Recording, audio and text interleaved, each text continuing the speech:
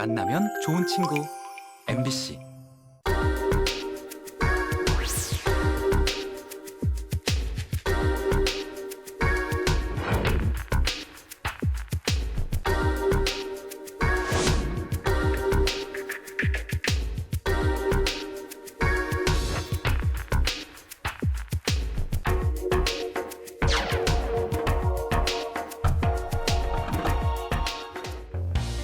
봄의 시작을 알리는 3월이 다가오고 있습니다. 완연한 봄이 되면 각양각색의 꽃들이 만발하게 되는데요. 그야말로 눈이 호강하는 계절이기도 합니다만 눈의 건강을 더욱더 주의해야 되는 시기이기도 합니다. 맞습니다.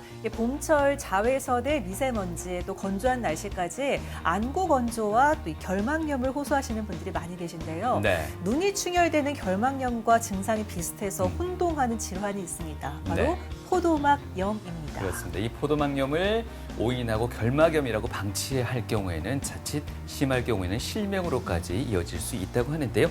때문에 조기 발견과 치료가 무엇보다 중요하다고 합니다. 오늘 TV 미라클 약속 바로 이 눈 건강을 점검해 보겠습니다. 네, 오늘 도움 말씀 주실 눈 건강 주치 모셨습니다. 안과의 사공민 교수님과 함께합니다. 어서 오세요. 안녕하세요. 안녕하십니까.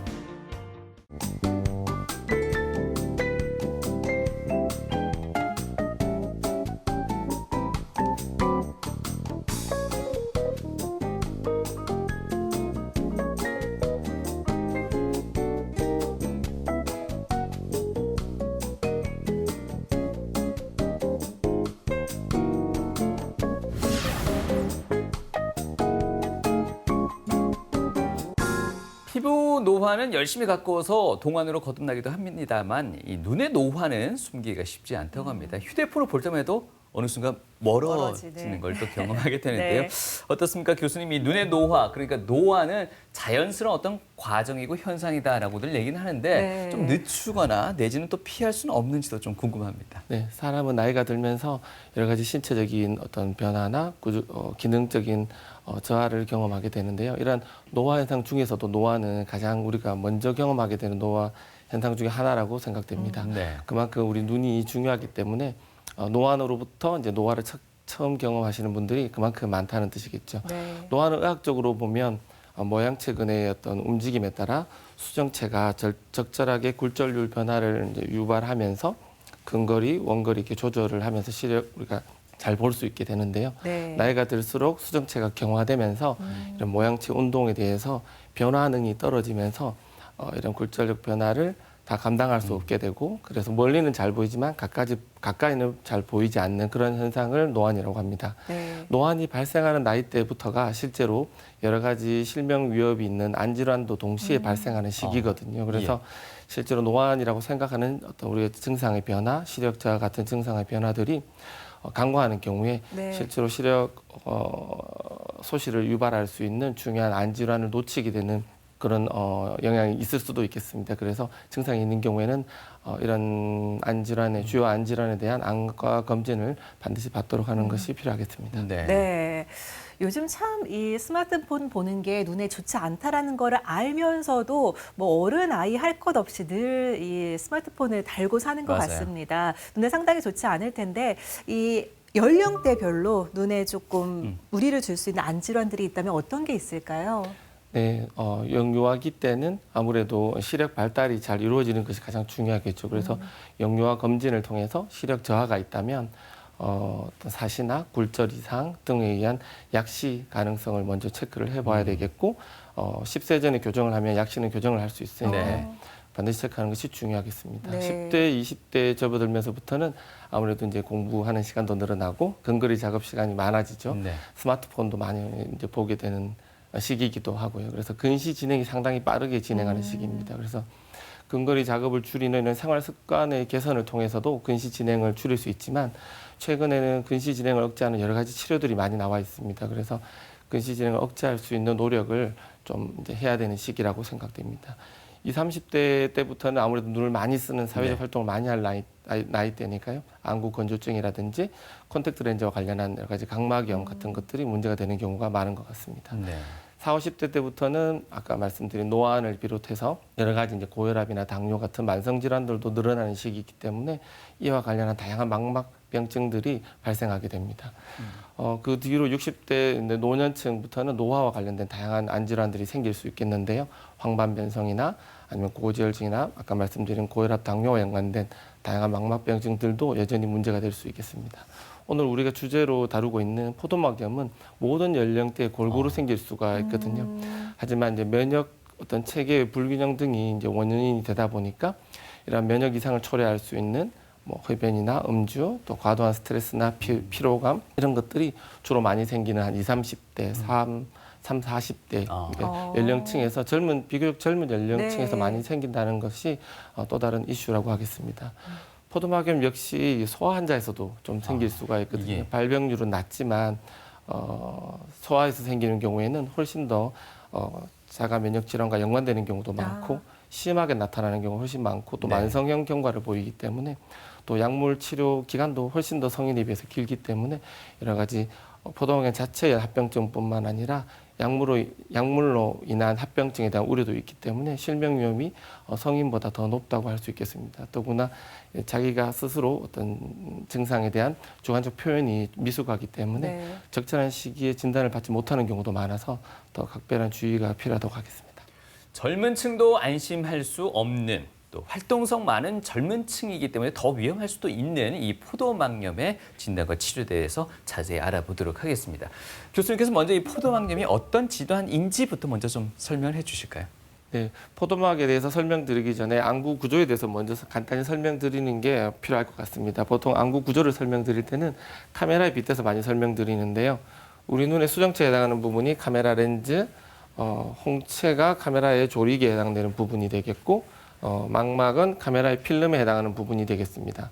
그 중에서 오늘 다룰 포도막은 홍채와 선모체, 맥락막을 얘기하는데요. 이 세 개의 조직은 여러 가지 색소가 풍부하고 혈관층이 많기 때문에 실제로 해박적으로 봤을 때도 좀 검게 보입니다. 우리 눈을 싸고 있고 검은색 모양을 유지하고 있기 때문에 포도 껍질과 비슷하다고 얘기를 해서 포도막이라 부르고 있습니다. 네. 말씀드린 대로 여러 가지 색소나 혈관층이 많기 때문에 여러 가지 면역 체계 이상 때문에 염증이 발생하는 경우 이 부분에 1차 병소로 염증이 생기는 경우가 많습니다. 하지만 보시다시피 망막이나 유리체, 눈에 많은 구조물들이 같이 인접해 있기 때문에 이런 포도막에 염증이 생기더라도 실제로는 안구 전체에 염증이 생기게 됩니다. 그래서 포도막염은 실제로는 홍채, 선모체, 맥락막 위주의 염증이지만 안구 전체 염증을 통칭하는 명칭으로도 현재 많이 사용되고 있습니다. 네. 네. 포도막염의 분류는 발생 위치에 따른 분류를 인상적으로 가장 많이 사용하고 있습니다. 보시면 먼저 앞포도막염은 홍채와 앞쪽의 전방, 수정체 앞쪽의 염증을 주로 일컫고요. 중간 포도막염은 선모체와 주변부 망막에 발생하는 염증을 얘기합니다.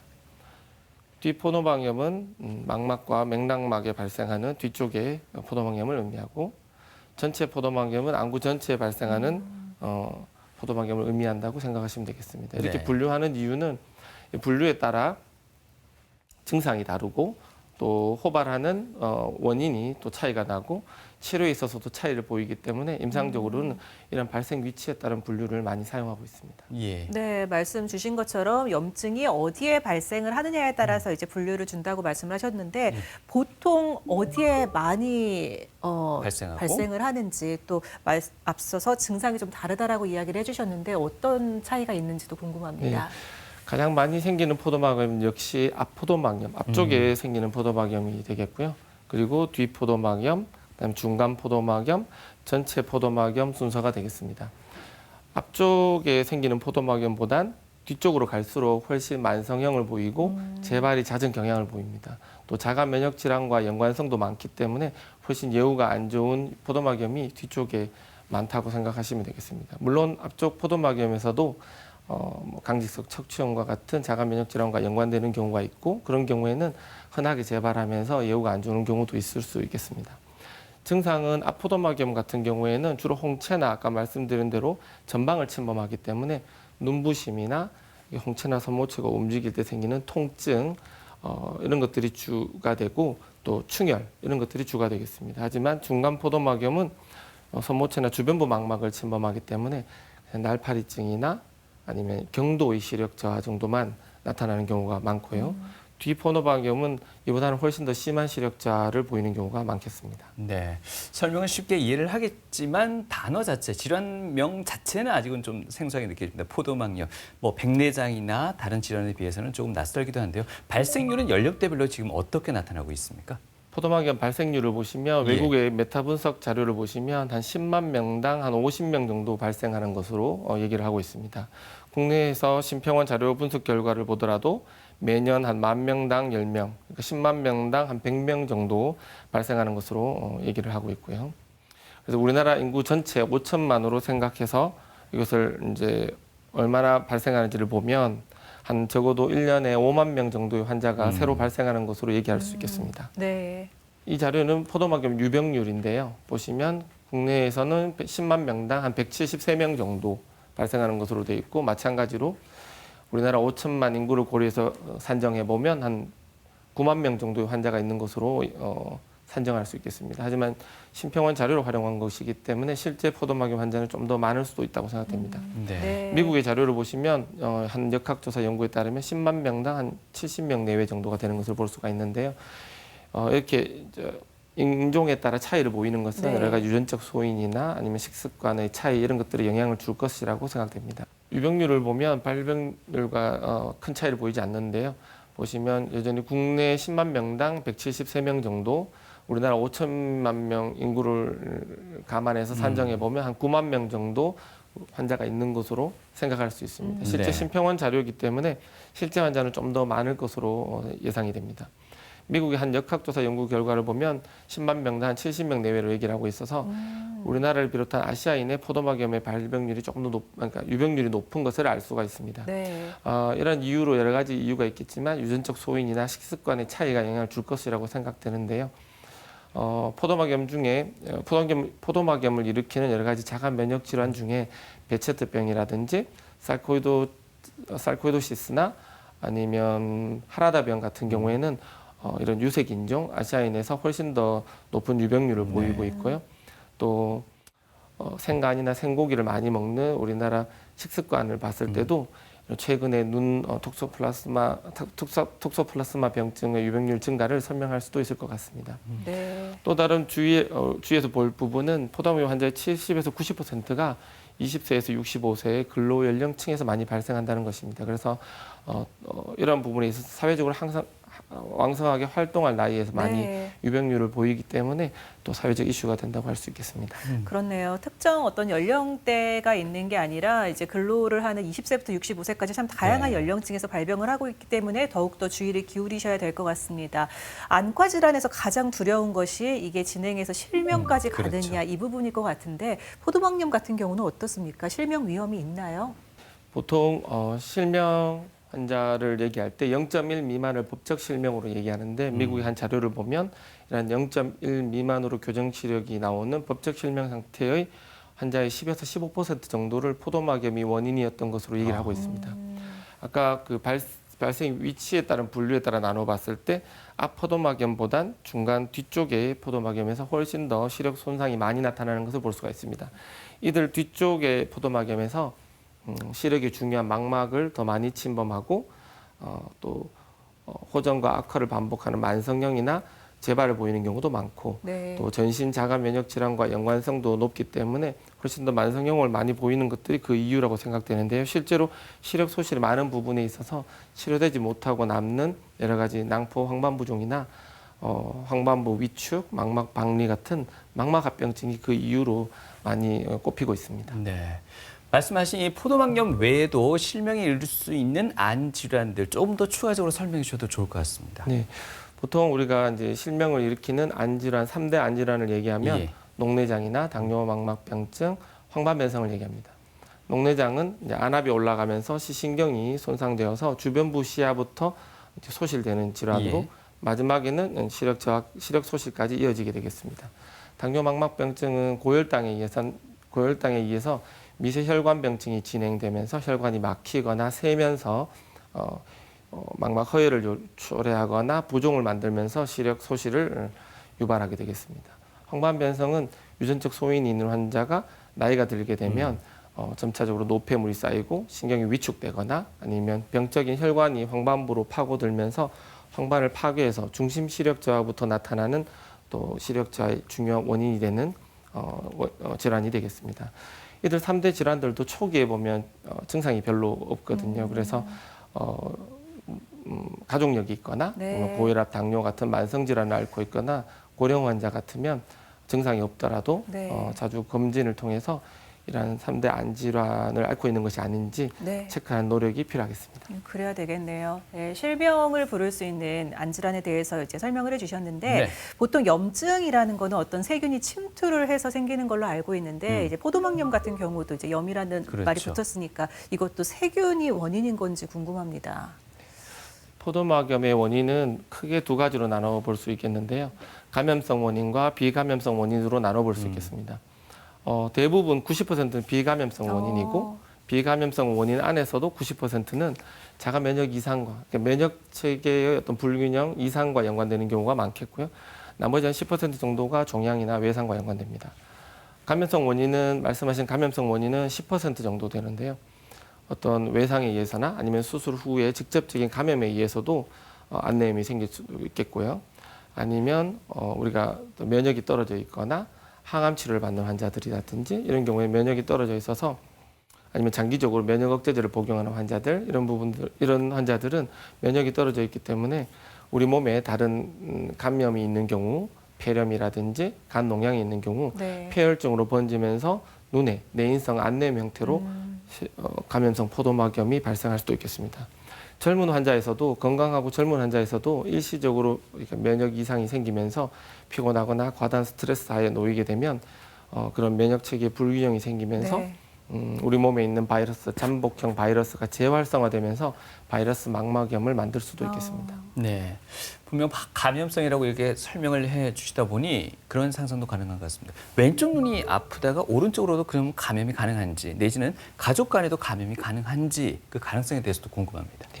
보통 이제 가족 간의 감염이나 예. 접촉에 의한 감염을 얘기할 때 결막염을 보통 많이 생각하고 말씀을 예. 하시는데요. 네. 결막염 같은 경우에는 바이러스가 눈 표면에 또 눈물에 있기 때문에 이런 같이 공동으로 뭐 수건을 쓰거나 접촉하거나 하면 쉽게 감염이 될 수 있습니다. 예. 하지만 포도막염은 안구 내에 있는 염증이기 때문에 그런 것을 통해서 직접적으로 감염되지는 않습니다.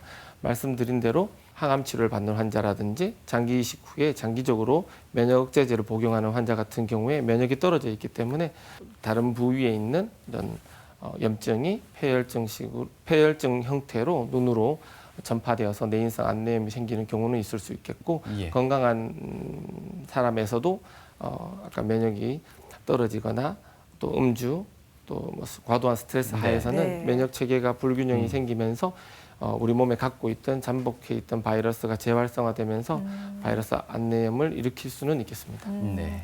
그러니까 다른 사람한테 이렇게 옮길 걱정은 크게 하지는 않아도 된다라고 정리를 해주신 것 같은데요. 설명해주신 거 들어보니까 원인으로 비감염성 가운데서도 전신 자가면역 질환 때문에 생기는 경우가 많다라고 얘기를 주신 것 같습니다. 앞서 면역의 중요성을 계속 말씀을 해주셨는데 네. 이 전신 자가면역 질환 저 개념을 어떻게 봐야 될까요? 우리 몸에 세균이나 이물질이 침범하게 되면 정상적으로 염증 반응을 통해서 우리 몸을 보호하게 되겠습니다. 하지만 일부 이제 염증 반응이 과도하게 일어나게 되면 자신의 세포와 조직까지도 파괴하는 단계에 이르게 되고 이를 자가면역 질환이라고 부릅니다.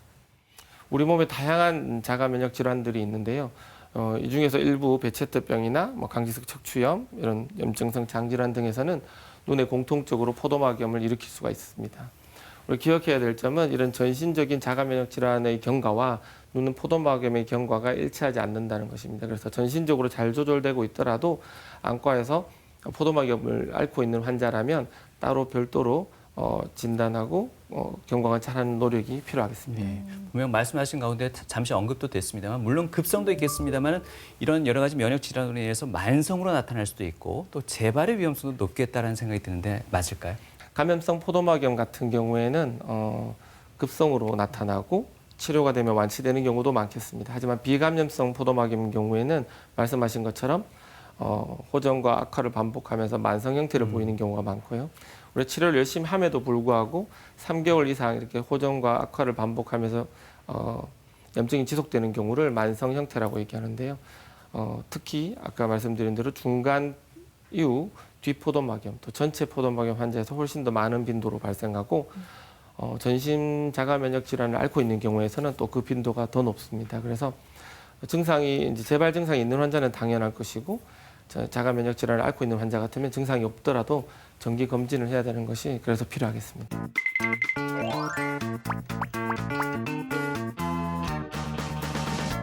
몸이 천냥이면 눈이 900냥이란 말이 있습니다. 그만큼 아무리 강조해도 지나치지 않는 게 눈 건강이 아닐까 그런 생각이 드는데요. 그래서 오늘은 질문 있음을 통해서 눈 건강에 관한 오해와 진실 그리고 궁금증까지 한번 알아보도록 하겠습니다. 선생님, 그 비만은 만병의 근원 아니겠습니까? 그래서 많은 분들이 다이어트를 하고 있는데 그 포도막염 발생 위험 인자 중에 비만도 들어간다는데 이거 사실인가요? 네, 비만 상태, 그게 영양 과잉 상태가 되면 여러 가지 면역 체계 불균형이 초래되기 때문에 사실 여러 가지 전신 자가 면역 질환의 위험도 올라가는 것으로 되어 있습니다. 그래서 마찬가지로 포도막염의 위험도 좀 올라갈 수 있다고 생각됩니다. 비만도 마찬가지지만 심한 다이어트에 따른 여러 가지 스트레스나 피로감 이런 것들도 마찬가지로 면역 이상을 초래해서 또 다른 포도막염의 악화를 만들 수 있기 때문에 그 역시 주의하는 게 필요하겠습니다. 저도 빨리 살 빼야겠군요. 네네. 이번에 궁금한 점은요. 안과에 오면 눈 상태 검사를 하기 위해서 산동제를 투여하게 되지 않습니까? 네네. 근데 많은 분들이 산동제를 투여받고 나오면은 빛번짐, 약간 흐린 게 느껴진다 그러거든요. 이 산동제를 꼭 넣어야 합니까? 네. 산동제를 넣고 나면 많은 분들이 불편함을 호소하십니다. 근데 정밀하게 안저 검사까지 충분히 이제 하기 위해서는 산동제 검사는 필요하고요. 또 포도막염 환자에서 산동제를 쓰는 이유는 산동제 안에 또 조절마비제가 같이 들어있는 경우가 있습니다. 여러 가지 홍채 후유착이라든지 아니면 염증이 있는 상태에서 자꾸 눈을 쓰면 통증이 더 심하거든요. 그런 것들 줄이는 목적으로 처방 목적으로도 치료 목적으로도 처방을 하고 있습니다. 좀 불편하더라도 네네. 그냥 계속 네. 치료를 위해서 참아야 되겠네요. 네. 선생님, 포도막염 그 증상 중에 하나가 비문증이라고 있더라고요. 저도 약간 있는데 날파리가 막 날아다니는 거. 그런데 우리 그 시력 교정술이라고 해서 라식 수술 하시는 분들 많잖아요. 근데 그러고 난 후에 비문증이 생겼다 하는 분이 있거든요. 그런 영향이 가기도 합니까? 시력 교정술을 받는 분들은 대부분 근시가 심한 분들이니까 근시에 의해서도 고도 근시가 있는 분들도 유리체 액화가 빠르게 진행하기 때문에 비문증을 많이 호소할 수 있습니다. 그런데 포도막염에서도 말씀하신 대로 중간 포도막염이나 후 포도막염 같은 경우에는 날파리증, 비문증이 중요한 증상 중에 하나일 수 있기 때문에 늘 있는 정도의 수준은 괜찮지만 갑자기 더 늘었다 이러면 반드시 안과 검진을 통해서 정확한 이유를 알아볼 필요가 있겠습니다. 선생님, 굉장히 신기한 일이 하나 있었는데요. 뭐냐면 제가 아는 어르신이 맨날 이렇게 신문 보실 때, 책 보실 때 이렇게 돋보기를 이렇게 갖다 대시고 이렇게 보시던데 언제부턴가 글씨가 잘 보인다 그러는 거예요. 특히나 어두울 때 더 잘 보인다고 하거든요. 안구 질환, 노화 뭐 이런 것들도 회춘이 되는 겁니까? 예, 그런 건 아니고 나이가 드실수록 백내장이 오지 않습니까? 백내장이 오면 수정체가 경화되면서 조금 두꺼워집니다. 그러면 굴절력이 조금 더 늘어나면서 근시 변화가 조금 더 생기게 되고 돋보기 끼는 효과가 나타나게 되는 것이죠. 그래서 백내장이 좀 오면 오히려 돋보기 끼는 효과 때문에 근거리 보는 게 더 쉬워진다고 얘기하시는 분이 많아집니다.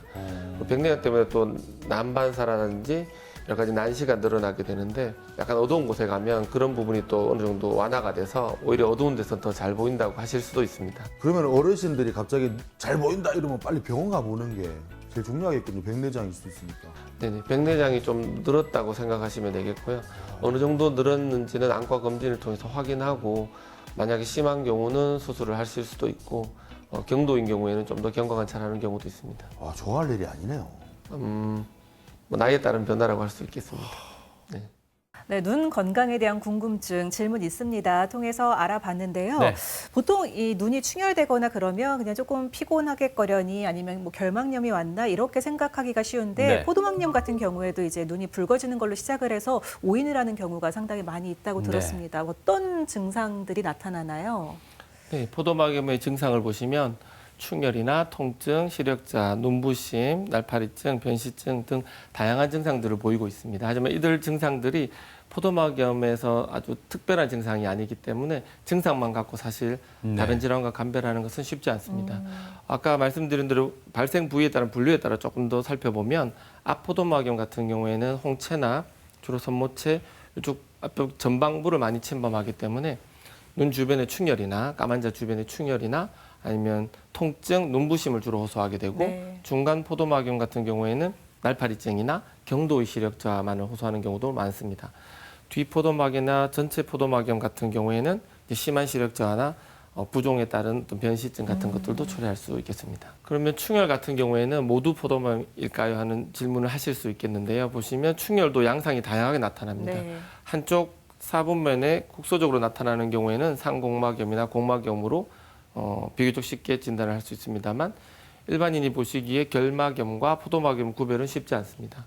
결막염 같은 경우에는 눈 전체에 이런 심한 충혈이 나타나고 네. 출혈이 동반되는 경우도 많습니다. 하지만 포도막염은 주로 염증이 이런 홍채나 손모체 부위이기 때문에 까만자 주변의 충혈이 집중되는 형태로 나타나는 게 일반적이고요. 물론 진행이 많이 됐을 때는 전체적으로 충혈이 되기 때문에 이것만으로 감별의 포인트는 아니지만 일반적으로 우리가 얘기하는 유행성 각결막염이나 어떤 출혈성 결막염과는 초기 충혈 형태를 보면 그래도 어느 정도 구별할 수 있습니다. 그 외에 이제 결막염은 뭐 눈곱이 생긴다든지 네. 심한 가려움증이 동반되기 때문에 포도막염 그런 증상이 전혀 없어서 네. 충혈만 있기 때문에 눈부심이나 이런 것들만 있어서 감별에 도움을 얻을 수도 있겠습니다. 교수님의 그런 설명에도 불구하고 이 네 가지 질환을 구분해서 충혈 상태를 확인할 수 있는 일반인은 아마 거의 없지 않을까 하는 생각이 드는데요. 오인해서 치료를 늦춤으로 인해서 또 증상이 더 심해지는 그런 환자분들 많으실 것 같습니다. 어떻습니까? 네, 유행성 결막염이나 출혈성 결막염 같은 것으로 생각해서 예. 약국에서 그냥 안약을 타서 네. 좀 놓고 증상 좀 호전되길 기다리는 분들이 좀 있어서 네. 포도막염인데도 불구하고 치료 시기를 놓쳐서 합병증을 앓거나 더 심한 염증 때문에 더 오래 치료하게 되는 환자들을 종종 만나게 됩니다. 어떤 면역 억제 치료를 받고 있거나 어떤 항암 치료를 받는 그런 환자들에서는 다른 부위에 또 염증이 있는 상태에서 그게 면역이 떨어지면서 눈으로 전이되는 전파돼서 내인성 안내염이 생기는 경우가 있다고 아까도 말씀드렸는데요. 그 경우에서도 충혈이 나타날 수가 있습니다. 그런 환자들은 아주 응급 치료가 필요하기 때문에 반드시 감별해 줘야 되는 환자가 되겠습니다. 그냥 단순히 결막염으로 보고 넘기는 경우에 실명까지 이르는 경우가 많이 있을 수 있겠습니다. 네, 뭐 눈이 이렇게 빨개지거나 아니면은 뭐 앞서 설명 주신 뭐 눈부심이라든가 뭐 눈곱? 네, 그런 증상들이 있으면은 그래도 비교적 빠르게 안과를 찾아가실 것 같지만 혹시라도 이게 소리 없이 찾아오지는 않을까 그것도 걱정입니다. 무증상으로 올 수도 있을까요? 네,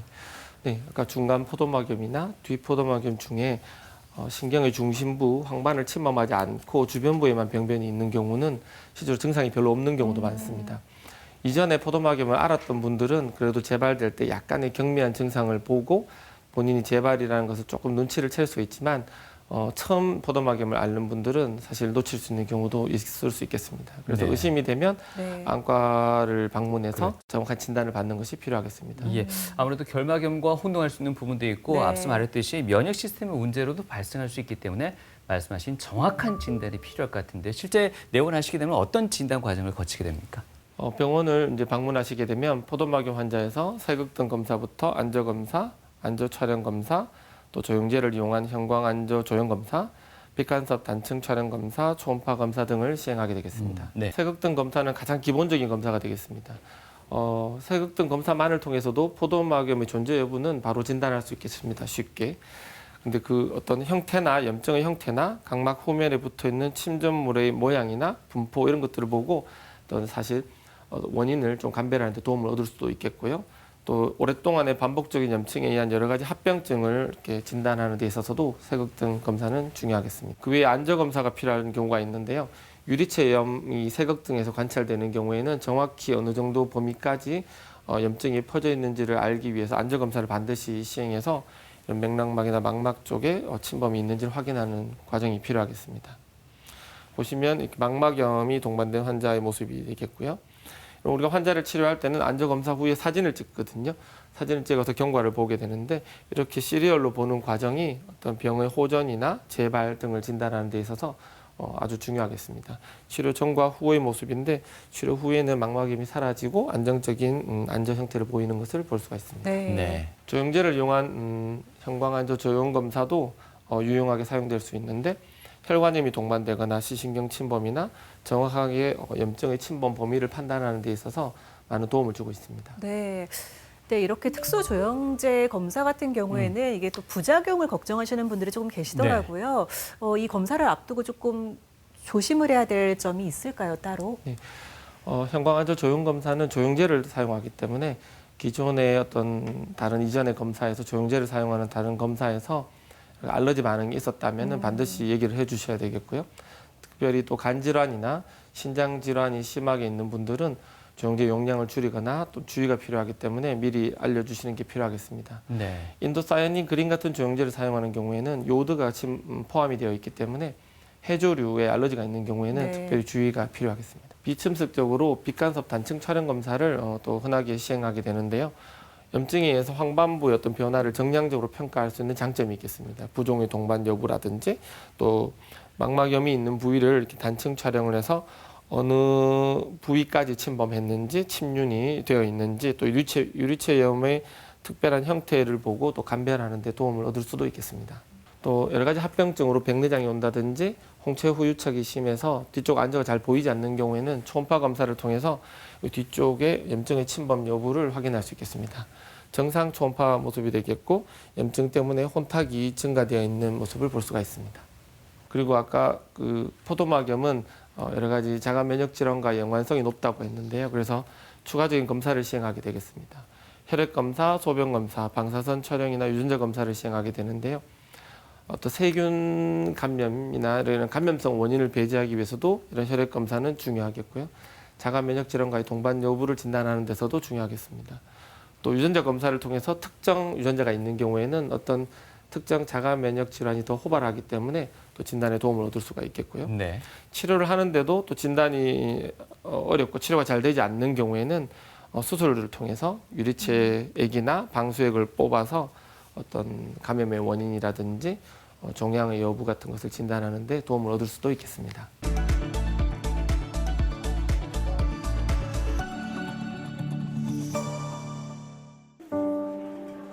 자칫 실명까지 일으키는 포도막염. 아직까지 환자들에게는 생소한 질환이다. 너무 생소해서 이런 안과 질환이 있는지도 전혀 몰랐는데 그런데 또 경병원에서 좀 어렵다고 하길래 큰 병 대학병원으로 가라고 이제 소견서를 써주시더라고요. 그래서 큰 병원에 왔습니다. 처음에는 결막염인 줄 알고 근데 시간이 지나니까 눈도 충혈되고 약간 통증도 있는 것 같았습니다. 희미하고. 지난번하고 비교해서 증상은 좀 어떠세요? 예, 뭐 별다르게 크게 변화는 없는 것 같습니다. 최근에 한두 달 전에 좀 나빠졌다가 예. 지금 약 조절하면서 다시 이제 컨트롤하는 중이니까 네. 저 증상 변화가 되게 중요해서 다시 한번 여쭤봤어요. 사공민 교수를 찾아오는 환자 중에는 포도막염으로 고생하는 이들이 적지 않다. 양쪽 두 눈에 포도막염을 앓고 있는 조영숙 씨도 마찬가지. 최근 재발로 인해 갑갑한 일상을 보내고 있다. 한 15년 전에 처음 뵌 것 같은데요.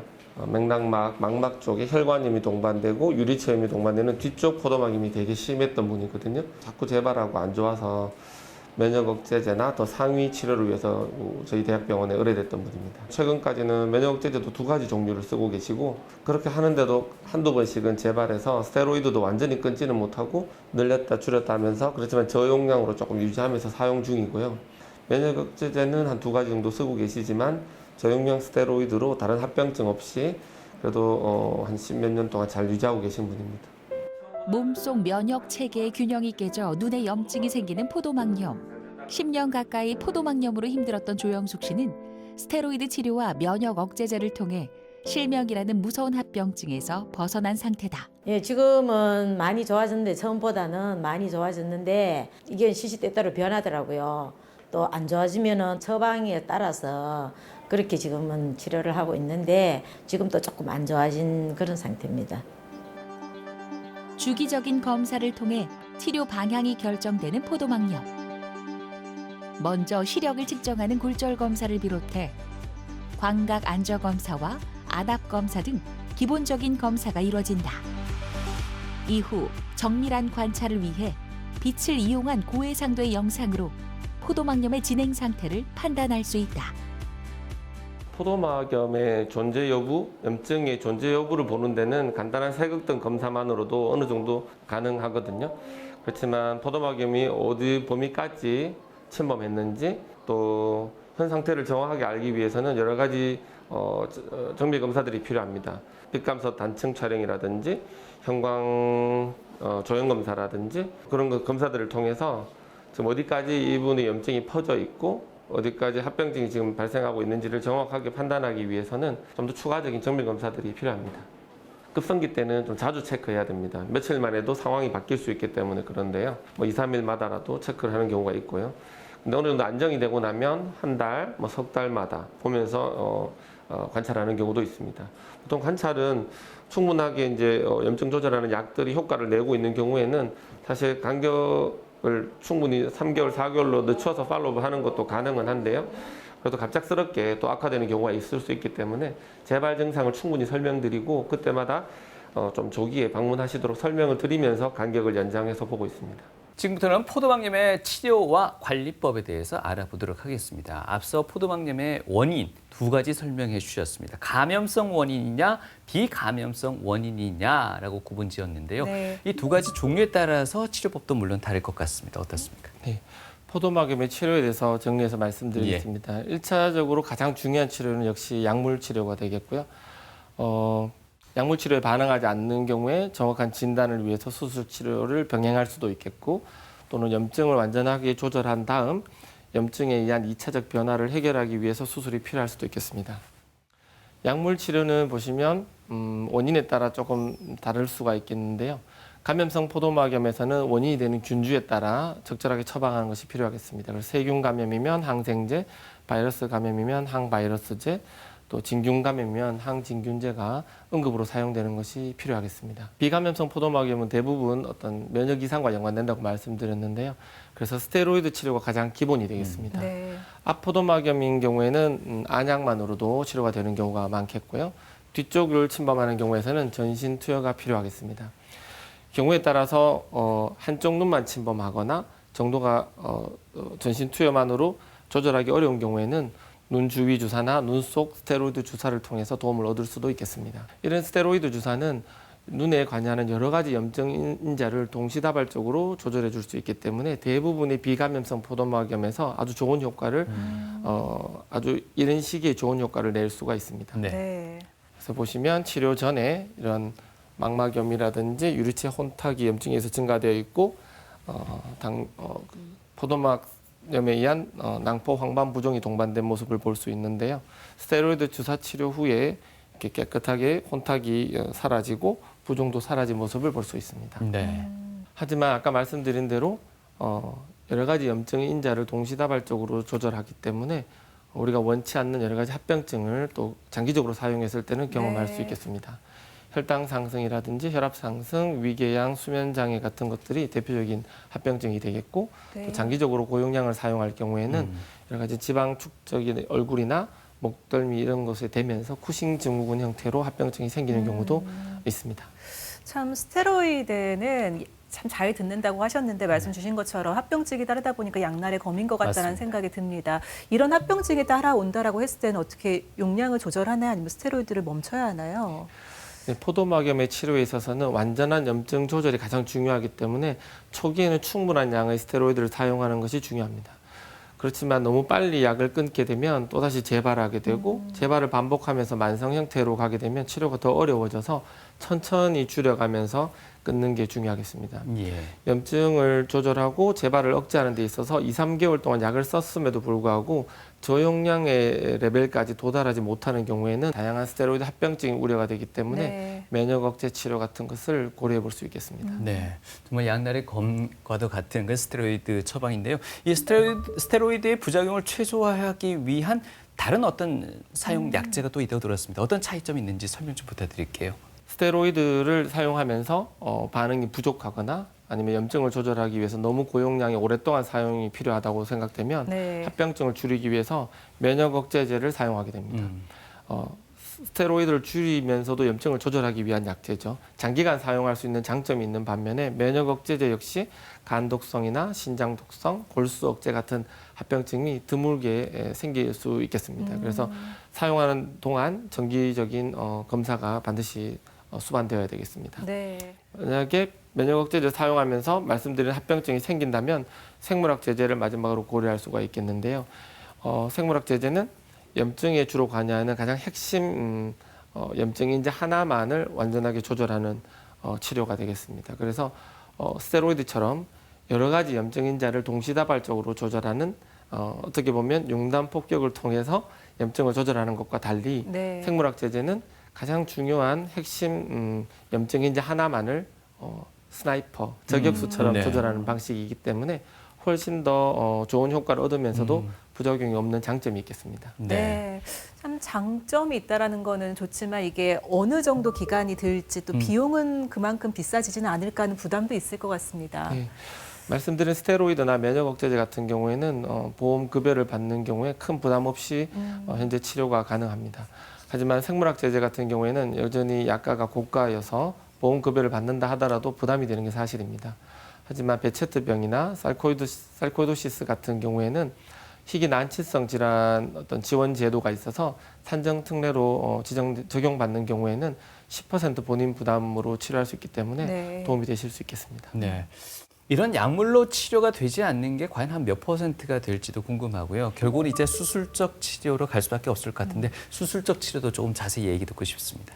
말씀드린 치료만으로 완벽하게 조절이 되지 않는 경우도 있고요. 하지만 요즘은 아까 말씀드린 면역 억제제도 다양화되고 또 생물학 제제들도 옛날보다가 훨씬 더 좋아지면서 네. 염증을 약제로 조정할 수 있는 확률이 훨씬 더 높아지고 있고 시력의 보존도 가능해지고 있습니다. 예. 하지만 심한 염증으로 인해서 이미 혼탁이 심하게 남거나 이차적인 망막 점막이 동반된 경우에는 결국 염증 조절 후에 수술적 치료를 통해서 이를 해결해 줘야 됩니다. 사진에 보시면 심한 유리체 혼탁이 염증 조절 후에 남은 상태고 수술 후에 회복된 모습을 보여줍니다. 수술적 치료는 이런 2차적인 염증으로 인한 2차적 변화를 해결하기 위해서도 사용될 수가 있겠지만 말씀드린 1차 치료, 약물 치료에 반응이 없는 경우에 다른 간별 질환들을 정확하게 체크하기 위해서 진단 목적으로 시행할 수도 있겠습니다. 그래서 어떤 바이러스 감염이라든지 아니면 림프종 같은 악성 종양 같은 것들을 이런 수술적 진단을 통해서 정확하게 진단해낼 수 있겠습니다. 골든타임을 통해서 조기 치료에 대한 경각심 다시 한번 일깨워 주셨는데요. 좀 더 강조하기 위해서는 어떤 합병증까지도 발생할 가능성이, 위험성이 높다라는 것도 한번 짚어주시면 좋을 것 같습니다. 포도막염의 합병증은 다음과 같은 것들이 있겠는데요. 심한 포도막염을 앓거나 아니면 반복적으로 재발하게 되면 이런 합병증의 빈도가 더 올라가게 되겠습니다. 네. 홍채 유착이 생길 수가 있겠고요. 갈색 눈동자가 수정체에 붙는 형태가 되겠습니다. 심한 백내장이 올 수가 있겠고 녹내장, 안압 상승이 동반될 수도 있겠고 망막 박리가 생길 수도 있겠습니다. 특별히 주의해야 될 포도막염 질환들이 있는데요. 네. 오늘 말씀드린 자가 면역 질환들 중에서도 베체트병이나 강직성 척추염 같은 경우에는 더 많이 재발하고 만성 형태를 보이기 때문에 네. 이들 환자에서는 증상이 없더라도 정기적 검진을 해나가는 것이 아주 중요하겠습니다. 다음은 급성 망막 괴사라는 병이 있는데요. 젊고 건강한 일반인에서도 과도한 스트레스나 음주 등에 의해서 면역 체계 불균형이 생기게 되면 네. 우리 몸에 잠복해 있던 바이러스가 재활성화되면서 이러한 망막 괴사 증후군을 만들 수도 있습니다. 눈에 유리체험이 있는 경우에 그냥 단순 포도막으로 진단하고 스테로이드만 사용하고 있는 경우에는 이런 바이러스 망막염이 더 빠르게 진행할 수 있기 때문에 반드시 전체 포도막염, 유리체험을 동반하고 있다면 안저 검사를 통해서 이런 바이러스 망막염이 아닌지 감별하는 노력도 필요하겠습니다. 네. 또한 스테로이드로 오래 치료해도 낫지 않는 포도막염 같은 경우에는 림프종 같은 악성 종양이 동반되어 있는 경우도 있습니다. 그래서 스테로이드 반응이 전혀 없다면 수술적 진단을 통해서 이러한 림프종 여부를 확인할 수 있겠습니다. 보통 중추신경계를 침범하고 있는 림프종을 앓고 있는 환자에서는 비교적 쉽게 진단할 수 있는데 안구에 처음으로 림프종이 발생하는 경우에는 네. 진단이 쉽지 않기 때문에 포도막염 치료를 하면서 반응이 없다면 반드시 간별 질환에 넣어야 될 질환이 되겠습니다. 네. 예, 실명의 위험까지 있을 수 있기 때문에 더욱더 꼼꼼한 관리를 해줘야 되는 포도막염에 대해서 오늘 설명을 해주고 계신데요. 이게 잘 치료를 한다면은 이게 완치에도 희망을 걸어볼 수 있을까요? 말씀드린 대로 감염성 포도막염 같은 경우에는 어느 정도 치료가 되면 급성기에 잘 치료를 하면 완치되는 경우를 경험할 수 있습니다. 하지만 비감염성 포도막염인 경우에는 대부분 호전과 악화를 반복하면서 만성화되는 경우가 많습니다. 그래서 사실 완치라는 개념을 적용하기가 상당히 어려운데요. 특히 자가면역 질환을 동반하고 있는 경우에는 더 만성 형태를 보이거나 재발이 흔하기 때문에 증상이 없더라도 꼭 정기적인 검사를 해야 되고요. 기존에 포도막염을 앓았던 환자 같은 경우에는 말씀드린 어떤 증상들이 유사한 증상들이 생긴다면 네. 재발이 아닌가 확인하는 과정이 반드시 필요하겠습니다. 네. 그럼 마지막으로 이 재발과 합병증의 위험성을 줄이기 위해서는 우리가 일상생활에서 치료 이후에는 어떤 노력을 할 필요가 있을까요? 포도막염은 가장 흔한 원인이 결국은 면역 체계 이상과 연관되기 때문에 이를 유발할 수 있는 여러 가지 피로나 어떤 심한 정신적 스트레스를 피하는 것이 중요하겠고 네. 흡연이나 음주도 이런 염증을 악화시킬 수 있기 때문에 피해야겠습니다. 치료 후에도 이런 포도막염 유사 증상이 생기면 재발이 아닌지 안과 검진을 통해 확인하는 노력이 반드시 필요하겠습니다. 정리하면 포도막염은 만성적이고 재발성 경과를 보일 수 있는 질환이기 때문에 적절한 치료를 충분하게 이루어지도록 하는 것이 중요하겠습니다. 치료 시기를 놓치게 되면 여러 가지 합병증이 쌓이면서 심한 시력 저하를 만들 수 있기 때문이죠. 말씀드린 어떤 배체대병이나 강기성 척추염과 같은 자가면역 질환이 있는 경우에는 정기적인 검사가 증상이 없더라도 필요하겠고요. 염증을 악화시키는 음주나 흡연을 피하고 피로나 스트레스를 잘 관리하는 노력도 병행해야 되겠습니다.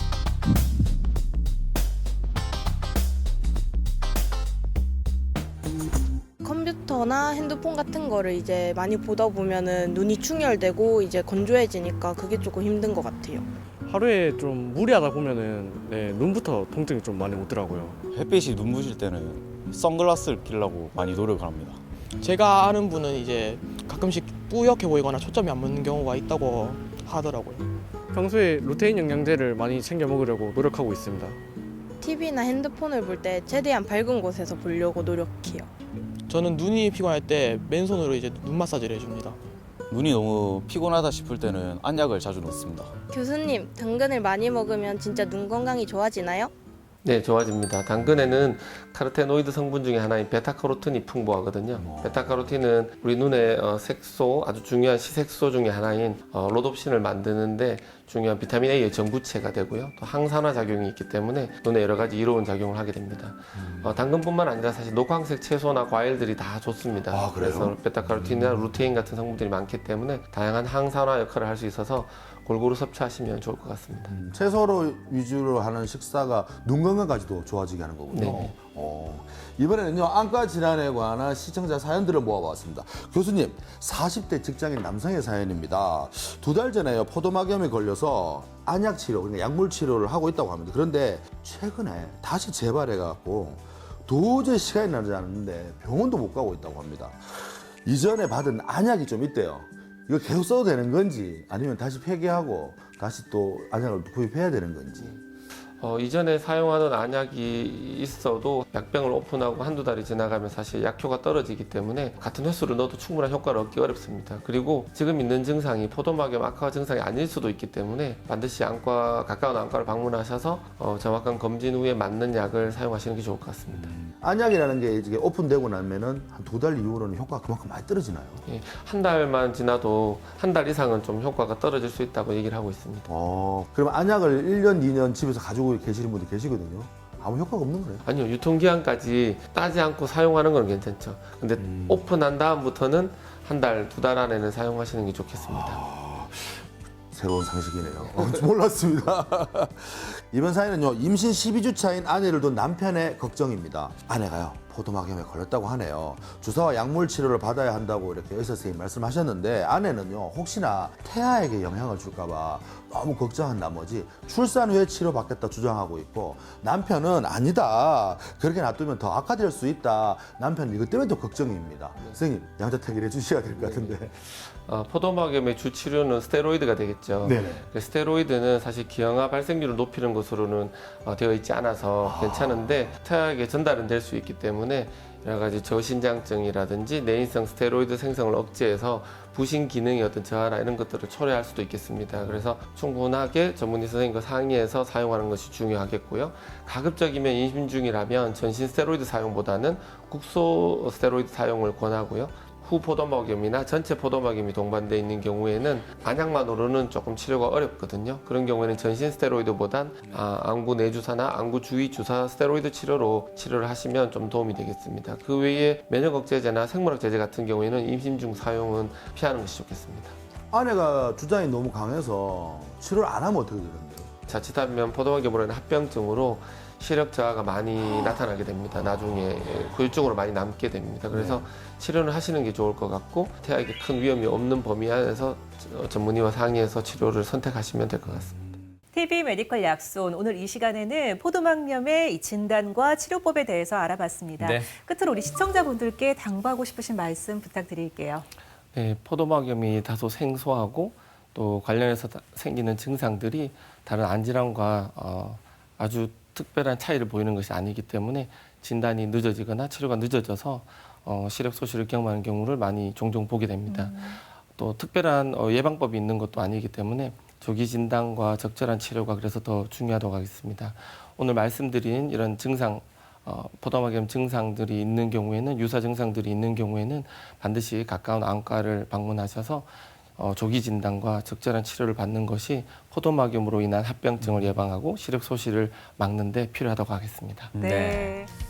자, 외부의 자극을 느끼는 오감 가운데요, 시각이 차지하는 비중이 약 80%나 된다고 합니다. 그만큼 사용량이 많다 보니 노화도 빨리 찾아오고 적신호가 켜질 위험성도 높을 수밖에 없잖아요. 맞습니다. 그래도 나는 아직 젊으니까 괜찮지 않을까? 이렇게 눈 건강 과신하지 마시고요. 오늘 함께 나눈 이 포도막염 말씀 주신 것처럼 젊은 층에서 많이 발생을 하고 있다고 합니다. 눈이 조금 불편하거나 이상하다 생각 드시면은 바로 안과 검진을 받으시기 바랍니다. 네, 오늘 조금은 생소할 수 있습니다. 포도막염에 대해서 좋은 말씀 주신 오늘의 주치의는 안과의 사공민 교수님이셨습니다. 오늘 말씀 고맙습니다. 고맙습니다. 감사합니다.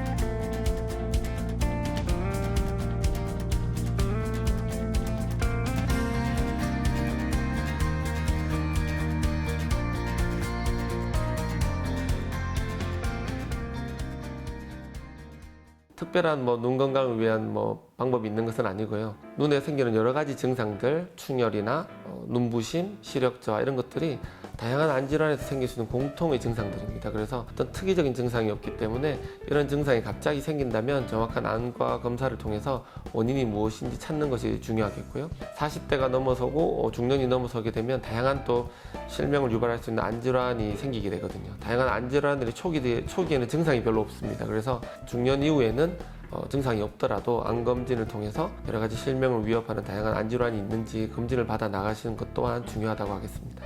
오늘 강의 주제인 포도막염은 만성 재발성 난치성 질환 중에 하나이기 때문에 아직까지도 완전히 완치가 되지 않는 질환 중에 하나입니다. 그래서 포도막염을 치료할 수 있는 새로운 약제 개발에도 많은 노력을 하고 있고, 이런 약제들의 임상 적용을 위한 다양한 임상 시험에도 활발히 참여하고 있습니다. 여러 가지 연구를 통해서 많은 포도막염 환자들에게 빛이 될 수 있도록 더욱더 노력하겠습니다.